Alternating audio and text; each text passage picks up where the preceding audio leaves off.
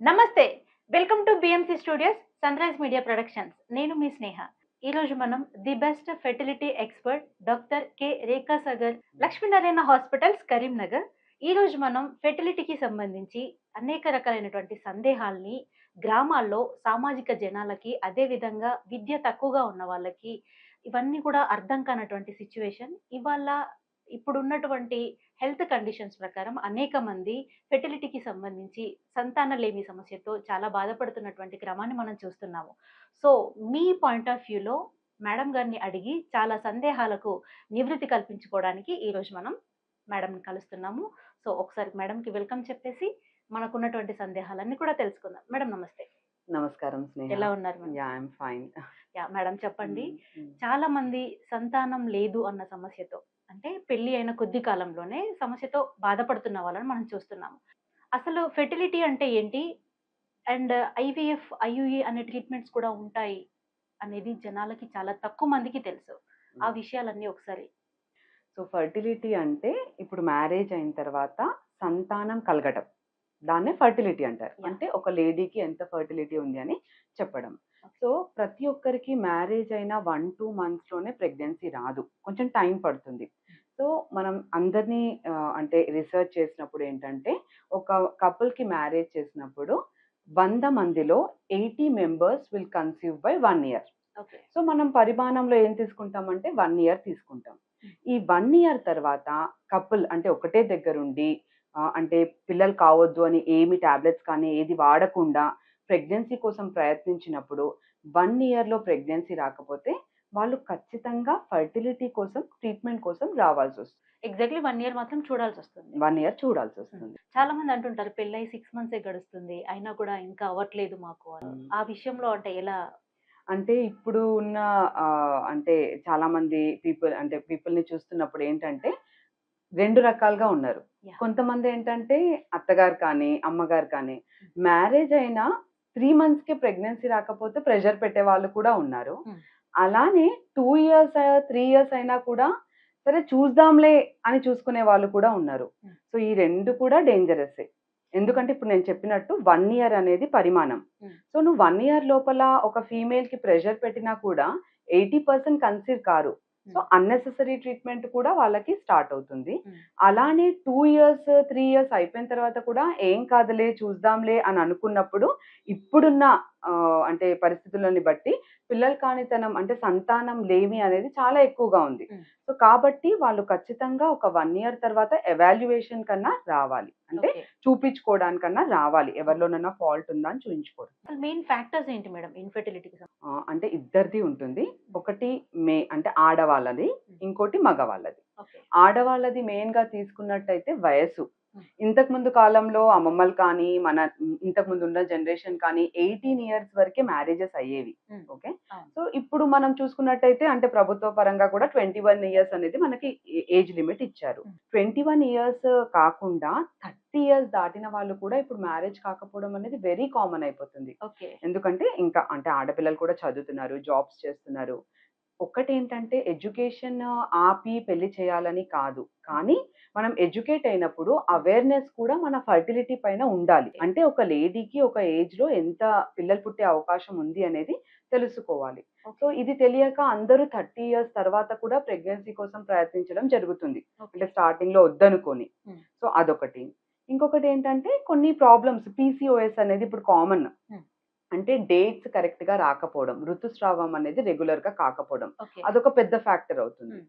ఇంకోటి రీసెంట్‌గా మేము చూసిందేంటంటే ఎగ్స్ ఇంతకు ముందులాగా కాకుండా ఒక 25 ఇయర్స్‌కే ఒక అమ్మాయికి పిల్లలు పుట్టే అవకాశం కూడా తగ్గిపోతుంది. అది మేము కొత్తగా చూస్తున్నాం. ఓహ్! అంటే అది ఎన్నో కారణాలు కావచ్చు. మనం తినే ఫుడ్ కావచ్చు, ఎన్విరాన్మెంట్ కావచ్చు, ఇంకా ఎన్నో రకాలుగా ఉంటుంది. ఓకే. ఇంకోటి మీకు కూడా తెలుసు. మాకెందుకు ఇప్పుడు థైరాయిడ్ ఉంది, ఆ కాలంలో లేదు అని అడుగుతున్నారు. Yes. So, thyroid, hormone problems కూడా ఇప్పుడు చాలా ఎక్కువగా ఉన్నాయి. ఓకే. సో, ఇది ఆడవాళ్ళ నుంచి. హ్మ్. అదే మగవాళ్ళ నుంచయితే స్ట్రెస్, వాళ్ళు చేసే ఉద్యోగాలు, మార్నింగ్ నైట్ అనేది తేడా లేదు. చాలా మంది సాఫ్ట్వేర్ ఇంజినియర్స్ ఉన్నారు. సాఫ్ట్వేర్ వాళ్ళకు కూడా ఈ ప్రాబ్లమ్స్ ఎక్కువగా ఉంటున్నాయి. ఓకే. ఎందుకంటే వాళ్ళు మార్నింగ్ పడుకుంటున్నారు, నైట్ ఉద్యోగాలు చేస్తున్నారు. ఉమ్, సో ఈ దేవుడిచ్చిన సర్కాడియన్ రిథమ్ అంటారు, అది తప్పుతుంది. ఓకే. దానివల్ల హార్మోన్ చేంజెస్ వస్తున్నాయి. నైట్ షిఫ్ట్స్ అట్లా చేస్తుంటారు కదా. ఇంకోటి మగవాళ్ళలో ఏంటంటే తాగడము, drinking, smoking and tobacco. Okay. ఇవి కూడా కొంచెం కారణాలు. ఉమ్, సో అవి కూడా తెలుసుకోవాలి. ఓకే. సో ఇద్దరికి కల కారణాలు ఉన్నాయి. 50% ఆడవాళ్ళది ఉంది, 50% మగవాళ్ళది ఉంది. ఇప్పుడు ఆడవాళ్ళలో ఏజ్ ఫ్యాక్టర్ మెయిన్ గా అనుకున్నాం, అట్లాగే మగవాళ్ళలో ఏజ్ లిమిటేషన్ అనేది ఏదైనా ఉంటుంది మ్యామ్? మగవాళ్ళకు కూడా ఉంటుంది. కాకపోతే కంపారిటివ్‌లీ ఆడవాళ్ళ కంటే అంత స్ట్రిక్ట్ లిమిట్ ఉండదు. ఓకే. సో ఒక 40 దాటిన తర్వాత వాళ్ళలో కూడా చేంజెస్ వస్తాయి. అంటే ఇప్పుడు ఎట్లయితే ఆడవాళ్ళకి ఏజ్‌ని బట్టి హెయిర్స్ వైట్ అవుతాయో, అవును. ఎక్స్‌టర్నల్‌గా మీకు తెలుసు హెయిర్స్ వైట్ అయితాయి, స్కిన్ లూజ్ అవుతుంది, సో వ్రింకిల్స్ వస్తుంటాయి. సో ఇవి ఎక్స్‌టర్నల్. కానీ అలానే ఇంటర్నల్‌గా కూడా చేంజెస్ వస్తాయి కదా! Yes. సో ఆడవాళ్ళలో, మగవాళ్ళలో కూడా చేంజెస్ వస్తాయి. మగవాళ్ళకి 40 ఇయర్స్ దాటి కొంచెం చేంజెస్ ఎక్కువగా ఉంటాయి. ఓకే. మేడం ఇప్పుడు అనుకున్నాము 1 ఇయర్ వరకి చూసి అయినా కూడా పిల్లలు అవ్వకపోతే అప్పుడు ట్రీట్మెంట్‌కి వెళ్ళాలి అని. కానీ చాలా మంది అంటే గ్రామాలలో ఉన్నటువంటి వాళ్ళకి కూడా ఇలాంటి సమస్యలు ఎదుర్కొంటున్నారు. పెళ్ళైన వెంటనే సంతానం కలగడం అనేది ఒక పెద్ద సమస్యగా మారిపోయింది నౌ డేస్. అలాంటి వాళ్ళు ట్రీట్మెంట్‌కి రావడానికి చాలా భయపడుతున్నటువంటి సిట్యుయేషన్స్. హ్మ్. ఇప్పుడు మనకు ఐవీఎఫ్ అని, ఐయూఐ అని ట్రీట్మెంట్స్ ఉన్నాయి కదా. అలాంటి వాళ్ళకి మీరు ఎలా చెప్తారు? అంటే ముందుగానే ట్రీట్మెంట్‌కి రావాలి అని చెప్పట్లేదు. 1 ఇయర్ చూడండి. హ్మ్. 1 ఇయర్ కూడా పరిమాణం కాదు. మళ్ళీ ఇప్పుడు 30 ఇయర్స్ తర్వాత చేసుకున్నారనుకోండి, లేట్ మ్యారేజెస్. ఆల్రెడీ వాళ్ళకి ఆపరేషన్ ఏదో ఓవరీ పైన ఆపరేషన్ అయింది. ఓకే. లేదా ఆల్రెడీ పీసీఓడీ ప్రాబ్లమ్ ఉంది. హ్మ్. లేదా ఇంకేదైనా గైనిక్ ప్రాబ్లమ్స్ ఉన్నాయి. హ్మ్. సో వాళ్ళు 6 మంత్స్ వరకే చూసి కూడా రావచ్చు. హ్మ్. ఓకే. ఇంకోటి, మీరు ట్రీట్మెంట్‌కి ఎంత లేట్ చేస్తుంటారో, ట్రీట్మెంట్ వైపు నుంచి అంత పెద్ద ట్రీట్మెంట్స్ ఇవ్వాల్సొస్తది. ఓకే. అంటే ఇప్పుడు మీరు తొందరగా వచ్చారనుకోండి, హ్మ్. సింపుల్ ట్రీట్మెంట్స్‌తోనే అయిపోతుంది. చాలా మట్టుకు. చాలా, నేను అదే చెప్పేది, భయపడొద్దు. హ్మ్. మీరు ఎంత ఎర్లీగా వస్తే అంత సింపుల్ ట్రీట్మెంట్‌తో మేము ప్రెగ్నెన్సీ తేవడానికి హ్మ్. ఈజీగా ఉంటుంది. కొంతమంది మెడిసిన్స్ వాడి వాడి కొన్ని ఇయర్స్ దాటిన తర్వాత వస్తారు కదా. వాళ్ళలో ఏమైనా కష్టతరం అనేది ఉంటుంది. ఎందుకంటే ఇప్పుడు ఈ మెడిసిన్స్ మేము ఏదైతే పెడతామో ఎగ్ రావడానికి పెడతాము. ఓకే. సో అది చిన్నపాటి ట్రీట్మెంట్స్ ఎక్కడంటే అక్కడ తీసుకోవద్దు. Hmm. కొంచెం ఫర్టిలిటీ స్పెషలిస్ట్ మీకు ఆల్రెడీ తెలిసుంటుంది. మీ ఊర్లో ఏదైతే గైనకాలజిస్ట్ ఎక్కడైతే ఫర్టిలిటీ మీకు సక్సెస్ రేట్ ఎక్కువ ఉందో ఓకే. అలాంటి ప్లేసెస్‌లో తీసుకుంటే మీకు ఈజీగా ట్రీట్మెంట్స్ అవుతాయి. Hmm. లేదు అంటే ఇలా ట్రీట్మెంట్స్ తీసుకోవడం వల్ల ఎగ్స్ కూడా అయిపోతాయి తొందరగా. Hmm. సో దాన్ని మేము యూజువల్‌గా చెప్పేదేంటంటే ఒక 8-10 మంత్స్ వరకే మీరు మెడికల్‌గా ట్రీట్మెంట్ తీసుకోవాలి. ఓకే. తర్వాత ప్రాపర్ ట్రీట్మెంట్ అంటే ఐయూఐ, ఐవీఎఫ్ కూడా అవసరం పడుతుంది కొంతమందికి. ఓకే.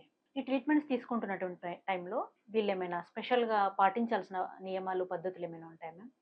అంటే ట్రీట్మెంట్ అంటే పేషెంట్ దేనికోసం ట్రీట్మెంట్‌కొచ్చిందో దాన్ని బట్టి ఉంటుంది. ఓకే. ఇప్పుడు మగవాళ్ళ నుంచి తీసుకున్నట్టయితే మగవాళ్ళలో తక్కువ ఉందనుకోండి. హ్మ్. యాజ్ సచ్ ఇప్పుడు రీసెంట్‌గా తేలింది ఏంటంటే కొంచెం వై క్రోమోజోమ్, అంటే మగవాళ్ళలోనే వై క్రోమోజోమ్ ఉంటుంది. హ్మ్. ఇది ష్రింక్ అవుతుంది అని. ఓకే. సో మగవాళ్ళ ప్రాబ్లమ్స్ తీరుగా, అంటే ఇప్పుడు మేము 10 ఇయర్స్ నుంచి చూస్తున్నట్టయితే 10 ఇయర్స్ బ్యాక్ నుంచి ఇప్పటి వరకు మగవాళ్ళ ప్రాబ్లమ్స్ చాలా పెరిగింది. ఓకే. ఇప్పుడు 50% కంటే ఎక్కువ కూడా మేము రీసెంట్‌గా విట్నెస్ చేస్తున్నాం. హ్మ్. సో వీళ్ళు ఖచ్చితంగా డ్రింకింగ్, స్మోకింగ్, హ్మ్. ఆల్కహాల్, స్ట్రెస్ తగ్గించుకోవాలి. యెస్. అదే ఆడవాళ్ళ వైపు నుంచి అనుకోండి, హ్మ్. ఏజ్ మనం ఏం చేయలేము. ఓకే. సో వాళ్ళలో చేతిలో ఏంటంటే ఇప్పుడు పీసీఓడి ప్రాబ్లమ్ ఉంది. హ్మ్. సో దాన్ని తగ్గించుకోవడానికి వెయిట్ తగ్గమని చెప్తాము. ఓకే. ఎక్సర్సైజ్ చేయమని చెప్తాము. హ్మ్.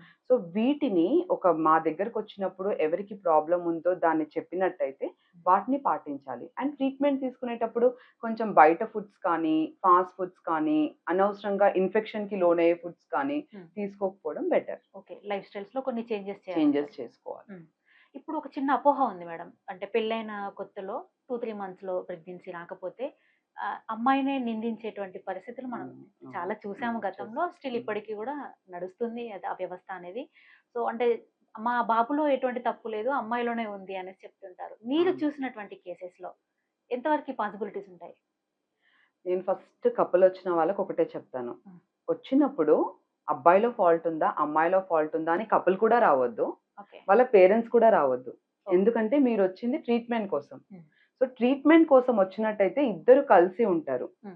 అదే మనం వీళ్ళలో తప్పు అని చెప్పంగానే ఇంకో పార్టీ, అంటే ఇప్పుడు అమ్మాయిలో తప్పు అంటే మగవాళ్ళు చూసావా వీళ్ళకే తప్పు అని, హ్మ్. లేదా అబ్బాయిలో ఫాల్ట్ అనంగానే అమ్మాయి వాళ్ళు చూసావా వీళ్ళకే తప్పు అని చెప్తే మీకు ట్రీట్మెంట్ అనేది జరగదు. ఓకే. ఎందుకంటే ఇప్పుడు మ్యారేజ్ అయింది. ఎలానో 1 ఇయర్ గడిచింది. సో ట్రీట్మెంట్ ఎలాను అనే దాంతో రావాలి. ఇది ఫిజియోలాజికల్‌గా కూడా అంటే సైకలాజికల్ కూడా చాలా ఎఫెక్ట్ ఇస్తుంది. ఎగ్జాక్ట్‌లీ. వాళ్ళకి అంటే ఇప్పుడు ట్రీట్మెంట్ తీసుకున్నప్పుడు వీళ్ళలో తప్పు అని చూపించేసామనుకోండి, వాళ్ళు ట్రీట్మెంట్‌కి నెక్స్ట్ టైమ్ రాకపోవచ్చు అండ్ ట్రీట్మెంట్ కూడా కరెక్ట్‌గా కాకపోవచ్చు. సో ఇద్దరు కలిసి ట్రీట్మెంట్‌కి రావాలి. ఓకే. అండ్ పాసిబిలిటీ అయితే మీరు చెప్పినట్టు నిజంగానే ఆడవాళ్ళలో కొంచెం తప్పు చూపించే గుణం ఎక్కువగా ఉంటుంది. ఆడవాళ్ళకే ప్రాబ్లమ్ అనేసి. ఎందుకు అంటే పిల్లలు పుట్టేది ఆడవాళ్ళకే కాబట్టి. సో డేట్స్ కొంచెం ఇర్రెగ్యులర్ ఉన్నా కూడా ఈ అమ్మాయికి ఏదో ప్రాబ్లమ్ ఉంది అని చూపించే రోజులు. ఓకే. కానీ ఇప్పుడు అలా లేదు. 50% ఆడవాళ్ళ ప్రాబ్లమ్ ఉంది. 50% మగవాళ్ళ ప్రాబ్లమ్ ఓకే. ఉంది. ఇద్దరిది ఉంటుంది అంటారు. ఇద్దరిది ఉంటుంది ఖచ్చితంగా. Okay ma'am. ఇప్పుడు పెళ్ళైన తర్వాతే 1 ఇయర్‌కి వచ్చి చూపించుకోండి అని మనం సజెస్ట్ చేస్తున్నాము. బిఫోర్ అంటే డేట్స్ రాని టైంలోనే మనం చెక్ చేపించుకుంటే ఏదైనా పాసిబిలిటీస్ ఉండొచ్చు కదా మేడం పాజిటివ్‌గా? అంటే మీకు ఇదే రోజు రావాలని ఏమీ లేదు. ఓకే. ఫస్ట్ ఒకసారి వచ్చినప్పుడు హ్మ్. మేము ఎవాల్యుయేట్ చేస్తాం. ఓకే. ఎందుకంటే ట్రీట్మెంట్ ఫస్ట్ స్టార్ట్ చేయము. హ్మ్. ఫస్ట్ కౌన్సెలింగ్‌తో కూడా స్టార్ట్ అవుతుంది. And okay. మీకు చెప్పడం ఏంటంటే సగం మందికి అవేర్‌నెస్ లేకనే పిల్లలు కారు. ఓకే. అసలు ప్రెగ్నెన్సీ ఎలా వస్తుంది? హ్మ్. ఏ టైంలో కలవాలి? హ్మ్. అసలు ఋతుస్రావం ఏంటి? హ్మ్. అసలు ఎన్ని మంత్స్‌కి ప్రెగ్నెన్సీ సాధ్యమైతుందని సింపుల్ అవేర్‌నెస్ ఇచ్చామనుకోండి, హ్మ్. 100 మందిలో 50% ఐయామ్ సేయింగ్ 50% కన్సీవ్ అయితారు. వావ్! అందుకోసమే మీరు ఫస్ట్ వస్తే మేము అవేర్‌నెస్ ఎడ్యుకేషన్ చేస్తాము. ఓకే. ఫర్టిలిటీలో కావాల్సింది ఎడ్యుకేషనే. హ్మ్. ఎడ్యుకేషన్ వాళ్ళకి తెలిసిందనుకోండి, హ్మ్. పాసిబిలిటీ పెరుగుతుంది. మీరు మా దగ్గరికి రాకుండా కూడా నేచురల్‌గా కన్సీవ్ అయ్యే పాసిబిలిటీ పెరుగుతుంది. ఓకే. సో ఫస్ట్ దానికోసం రావాలి. ఓకే. మ్యారేజ్ అయిన తర్వాత అయితేనే ఇంకా ఎక్కువ పాసిబిలిటీస్ యాహ్! అనేవి ఉంటాయి. కౌన్సెలింగ్ కోసం. దాన్ని కౌన్సెలింగ్. కపుల్ కౌన్సెలింగ్ అంటాం. యాహ్! 1 ఇయర్‌లో మీరు ట్రీట్మెంట్‌కి రానవసరం లేదు. హ్మ్. కౌన్సెలింగ్ కోసం రావచ్చు. ఓకే. మ్యామ్ అలాగే ఐయుఐ అండ్ ఐవీఎఫ్ ఈ 2 ట్రీట్మెంట్స్ చేసే విధానం ఏంటి అసలు? ఐయుఐ అంటే సింపుల్ విధానం. హ్మ్. భర్త ఇంద్రియాన్ని మేము లోపలికి ప్రవేశపెడతాం. అంటే ఓకే. గర్భసంచి లోపలికి. హ్మ్. నార్మల్‌గా వాళ్ళు కలిసినప్పుడు న్యాచురల్ విధానంలో అవుతుంది. హ్మ్. ఇక్కడ మేము ఏం చేస్తామంటే సీమన్ అనాలిసిస్ చేసినప్పుడు బతికున్న కణాలుంటాయి, బతకని కణాలుంటాయి. హ్మ్. సో బతికున్న కణాలు, మంచి మొటిలిటీ ఉన్న కణాల్ని సెపరేట్ చేసి వాళ్ళలో ఇంట్రొడ్యూస్ చేస్తాం. ఓకే. అంటే హస్బెండ్‌దే వాళ్ళలో ఇంట్రొడ్యూస్ చేస్తాం. హ్మ్. దాన్ని ఐయుఐ ప్రొసీజర్ అంటాం. హ్మ్. ఓకే. పూర్తిగా హస్బెండ్‌లో కణాలు లేవనుకోండి, అప్పుడు డోనర్ శాంపిల్‌కెళ్తాం. ఓకే. హస్బెండ్‌ది ఉంటే హస్బెండ్‌దే ఇంట్రొడ్యూస్ చేస్తాం. దీనివల్ల న్యాచురల్ కంటే కూడా 20% సక్సెస్ ఉంటుంది. ఓకే. అంటే సింపుల్‌గా చెప్పాలంటే మీరు న్యాచురల్‌గా జస్ట్ మెడిసిన్స్‌తో ట్రీట్మెంట్ తీసుకున్నప్పుడు సంవత్సర కాలం కూడా పట్టొచ్చు. ఓహ్! ఒకటే మంత్‌లో మేడం దగ్గరకొచ్చంగానే ప్రెగ్నెన్సీ వస్తదనేది ఏమీ లేదు. హ్మ్. ఐయుఐ చేయించుకుంటే 6 మంత్స్‌లో మీకు అవకాశం పెరుగుతుంది. ఓకే. హ్మ్. అండ్ ఐవీఎఫ్ అనేది టోటల్‌గా మనం బయట చేసే ప్రొసీజర్. అంటే హ్మ్. ఎగ్స్‌ని బయటికి తీస్తాం ఒక లేడీ నుంచి ఓకే. పెంచేసి. హ్మ్. లే హస్బెండ్ నుంచి కూడా సీమెన్‌ని బయటికి తీస్తాం. అంటే హ్మ్. వీర్య కణాల్ని బయటికి తీస్తాం. హ్మ్. సో, ఈ అండాన్ని, వీర్య కణాన్ని ఒక మైక్రోస్కోప్ కింద అంటే ఇద్దరిని కలిసేటట్టు చేస్తాం. ఓకే. దానివల్ల ఏంటంటే బేబీ ఫార్మ్ అయితది. హ్మ్. ఈ ఎంబ్రియోని మనం 3 రోజుల వరకు బయట పెట్టేసి, హ్మ్. మూడో రోజు కానీ, ఐదో రోజు కానీ గర్భసంచిలో ప్రవేశపెడతాం. ఓకే. సో, ఇప్పుడు లేడీలో ఏముంటుంది? ఓన్లీ బేబీని యాక్సెప్ట్ చేసే విధానమే ఉంటుంది. అవునా కాదా? హ్మ్. ఎందుకంటే మేము బేబీని ఆల్రెడీ రెడీ చేసాము. హ్మ్. సో, దీంట్లో ఉన్న ట్రీట్మెంట్స్‌లో కల్లా హైయెస్ట్ సక్సెస్ యాక్చువల్లీ ఐవీఎఫ్‌లోనే ఉంటుంది. ఓకే. ఎందుకంటే నేచురల్‌గా చూస్తే 1 ఇయర్. హ్మ్. ఐయుఐ చూస్తే 6 మంత్స్. ఓకే. అది కూడా అన్నీ బావుండాలి. హ్మ్. ఐవీఎఫ్‌లో 10 ఇయర్స్, 15 ఇయర్స్ అయిన వాళ్ళకి, హస్బెండ్‌లో ప్రాబ్లమ్ ఉన్న వాళ్ళకి, లేడీలో ప్రాబ్లమ్ ఉన్న వాళ్ళకి కూడా మేము బేబీని తయారు చేసి లోపల పెడతాం. ఓకే. 50% సక్సెస్ దీంట్లో ఉంటుంది. హ్మ్. అయితే ఈ ట్రీట్మెంట్‌కి ఇద్దరు కలిసి రావాలి. ఇద్దరు కలిసి రావాలి. కంపల్సరీ ఇద్దరు కలిసి రావాలి. హ్మ్. ఎందుకంటే హాఫ్ ట్రీట్మెంట్ అయినప్పుడు ప్రెగ్నెన్సీని మనము వస్తుంది అని చెప్పలేము. హ్మ్. ఒక వైపే చూసి మనం చేయలేము. హ్మ్. ఒకవేళ హస్బెండ్ ప్రాబ్లమ్ ఉందనుకోండి, అన్నెసెసరీగా ఒక ఫీమేల్‌కి ట్రీట్మెంట్ ఇవ్వడం అయితది కదా! హ్మ్. సో, కాబట్టి ఇద్దరు కలిసి వస్తే ఒకటేసారి ఇద్దరిని ఎవాల్యుయేట్ చేసి హ్మ్. ట్రీట్మెంట్ ఇచ్చినప్పుడు టైమ్ టు ప్రెగ్నెన్సీ అంటారు. హ్మ్. టైమ్ టు ప్రెగ్నెన్సీ తగ్గిపోతుంది కదా! ఓకే. ఒకసారి ఎవాల్యుయేట్ హ్మ్. చేస్తే. కొంతమందికి అపోహ కూడా ఉంటుంది మేడం. అంటే నేను గతంలో విన్న వర్డ్స్ అడుగుతున్నాను మిమ్మల్ని. కొంతమంది ఏమనుకుంటారంటే అసలు అంటే ఇది మా హస్బెండ్‌దేనా లేక బయట వాళ్ళ వీర్య కణాలు యూజ్ చేశారా అనే అపోహ కూడా ఉండింది. దానికి ఎలా మేడం? అంటే లైసెన్స్ అట్లా ఏమైనా ఉంటుందా? ఇది ఎలా అవును. చేస్తారసలు? చాలా మంచి క్వెషన్. ఎందుకంటే ఇలాంటివే అడగాలని నేను అనుకుంటాను. యెస్. చాలా మంది మేము ఐయూఐ అనంగానే ఫస్ట్ ఎందుకు డౌట్ పడతారంటే, ఐయూఐ అంటే అసలేంటి? హ్మ్. అంటే మాది కాదా వేరే వాళ్ళది అంటారు. హ్మ్. అలా కాదు. ఎందుకంటే ఇప్పుడు మేము ఐవీఎఫ్ సెంటర్ నడిపించాలంటే కూడా మాకు ఖచ్చితంగా లైసెన్స్ కావాలి. ఎవరంటే వాళ్ళు ఐయుఐ చేయడానికి లేదు. అంటే గైనకాలజిస్ట్ అందరూ కూడా ఐయుఐ చెయ్యరు. ఓకే. మాకు కొంతమందే ఐవీఎఫ్ స్పెషలిస్ట్ ఎవరైతే మా సెంటర్‌కి మేము లైసెన్స్ తెచ్చుకుంటామో, ఏఆర్‌టీ లైసెన్స్ అంటారు. హ్మ్. మాకు ఈ లైసెన్స్ ఉంటుంది ఐయుఐ చేయడానికి, ఐవీఎఫ్ చేయడానికి. ఓకే. అండ్ వీటన్నిటిని కూడా మేము ఆధార్ కార్డ్‌తో సహా ఓహ్! మా రిజిస్టర్స్‌లో పెట్టుకుంటాము. ఎందుకంటే ఎవరైనా చెకింగ్‌కొచ్చినప్పుడు హ్మ్. ఇవన్నీ మేము ప్రొడ్యూస్ చేయాలి. ఓకే. సో, అంత ఈజీగా అలా ఒకరిది చెయ్యము. ఓకే. అండ్ ఇంకొకటేంటంటే we are responsible for what we are doing. Hmm. So, ఒక డిగ్రీ తీసుకున్నప్పుడు మేము కూడా ఒక రెస్పాన్సిబుల్ సిటిజన్స్. సో, వాళ్ళది ప్రాబ్లమ్ ఉన్నప్పుడు వాళ్ళదే మనం ఐయుఐ చేసి పెడతాం. ఓకే. అండ్ అది క్లియర్ కట్‌గా మీకు కొన్ని దాంట్లో చూపిస్తూ ఉంటాం మేము. మా హ్మ్. దగ్గరకొచ్చినప్పుడు కూడా ట్రీట్మెంట్ చూపిస్తూ ఉంటాము. హ్మ్. అండ్ డోనర్‌ది చెయ్యరా అంటే చేస్తాము. ఓకే. ఎవరికైతే హస్బెండ్‌లో 0 ఉందో హ్మ్. వాళ్ళు చూజ్ చేసుకుంది. మాకు శాంపిల్స్ ఉంటాయి. యాహ్! ఆ శాంపిల్స్‌ని వాళ్ళకి చూపిచ్చి వాళ్ళకి సంతకాలుంటాయి. హ్మ్. కన్సెంట్ ఫార్మ్స్ అంటారు. ఓకే. వీటిని ఖచ్చితంగా వాళ్ళు సైన్ చేసినప్పుడే ఇవన్నీ జరుగుతాయి. హ్మ్. సో, ఇందులో ఎలాంటి డౌట్ లేదండి. హ్మ్. క్లారిటీగా మాకు లైసెన్స్ ఉండి ప్రాపర్‌గా హస్బెండ్‌దైతే హస్బెండ్‌ది, డోనర్‌దైతే డోనర్‌ది హ్మ్. సంతకాల తర్వాతనే చేస్తాం. ఓకే. వాళ్ళ అనుమతితోనే అన్నీ జరుగుతా ఉంటాయి. అనుమతితోనే అన్నీ జరుగుతాయి. అండ్ మ్యామ్ అట్లాగే ఐయుఐ అండ్ ఐవీఎఫ్‌లో ఈ రెండిట్లల్లో ది బెస్ట్ ట్రీట్మెంట్ ఏది? దట్ టూ కాస్ట్ పరంగా ఎక్కువ కాస్ట్ అవుతుందేమో, మేము పెట్టగలుగుతామా అవును. అనేటువంటి అది అవును. కూడా ఉంటుంది ఒకటి. ఆ! వాళ్ళ డౌట్ క్లియర్ చేయండి. అంటే ఇవి 2 టోటల్‌గా డిఫరెంట్ విధానాలు. హ్మ్. అండ్ ఇంకోటి ఒకటి మనం కంపేర్ చేయలేము. ఓకే. ఎందుకంటే కొంతమందికి వాళ్ళ హిస్టరీని బట్టి మీరు ఐయుఐకే అని చెప్తాము. హ్మ్. కొంతమందికి ఐవీఎఫ్ అనే చెప్తాం. హ్మ్. ఇప్పుడు ఫర్ ఎగ్జాంపుల్ ఒక లేడీకి 2 ట్యూబ్స్ బ్లాక్ ఉన్నాయి. హ్మ్. ట్యూబ్స్ నాళాలంటారు. ఓకే. బ్లాక్ ఉన్నప్పుడు వాళ్ళసలు ఎగ్ ప్రవేశించే ద్వారమే ఉండది. హ్మ్. సో, వాళ్ళకి ఐయుఐ చేయలేము. అవును. సో, నువ్వు 10 సార్లు, 20 సార్లు చేసినా కూడా అది వేస్టే. హ్మ్. ఇంకోటి చెప్పాల్సిందేంటంటే ఐయుఐతో 20% సక్సెస్ రేట్, హ్మ్. ఐవీఎఫ్‌తో 50% సక్సెస్ రేట్. ఓకే. సో, 10 ఏళ్ల తర్వాత వచ్చినప్పుడు మీరు ఐయుఐ చేయించుకుంటే ఎగ్స్ తక్కువుంటాయి. మీకు టైం వేస్ట్ అవుతది. ఒక 10 సార్లు ఐయుఐ చేసినా కూడా దానికి ఖర్చెక్కువైపోతది. ఓకే. సో, కంపారిటివ్‌లీ అలాంటి వాళ్ళకి ఎవరికైతే ఐవీఎఫ్ అవసరమో వాళ్ళకి ఒకటే గోలు ఖచ్చితంగా ఐవీఎఫ్ కాస్ట్ కొంచెం ఐయుఐ కంటే ఎక్కువుంటుంది. ఓకే. కానీ 2, 3 మంత్స్‌లోనే మీకు ప్రెగ్నెన్సీ 50% శాతం తెలిసిపోతుంది. ఓకే. సో, దీని రోల్ ఉంటుందండి. ఐవీఎఫ్ కూడా సక్సెస్‌లో ఎక్కువ కాబట్టి అవసరమైన వాళ్ళకి ఐవీఎఫే సజెస్ట్ చేస్తాం. ఓకే. కాస్ట్ పరంగా మ్యామ్? కాస్ట్ పరంగా ఐయుఐ చాలా తక్కువుంటుంది. హ్మ్. సో, మీరు ఎప్పుడైతే తొందరగా మా దగ్గరకొస్తారో, హ్మ్. అన్నెసెసరీ ట్రీట్మెంట్స్ అంతా తీసుకొని అసలు ఎక్కడంటే అక్కడ ఇప్పుడు అంటే ఫలితం లేకున్నా కూడా కొన్ని హ్మ్. ట్రీట్మెంట్స్‌కి వెళ్ళిపోతారు. ఓసారి అవును. మూలికలంటారు, ఓసారి వాదంటారు, అవును. పూజలంటారు, హ్మ్. అవంటారు. ఇలా చేయడం వల్ల మాకు కూడా తగ్గిపోతుంది. So, simple IUI. So, okay. నేనేం సజెస్ట్ చేస్తానంటే మీరెంత తొందరగా వస్తే హ్మ్. మేము ఐయుఐ కూడా సజెస్ట్ చేస్తాము. హ్మ్. ఐయుఐ తక్కువ ఖర్చు కాబట్టి మీకు సక్సెస్ అనేది బెటర్‌గా ఉంటుంది. ఓకే. హ్మ్.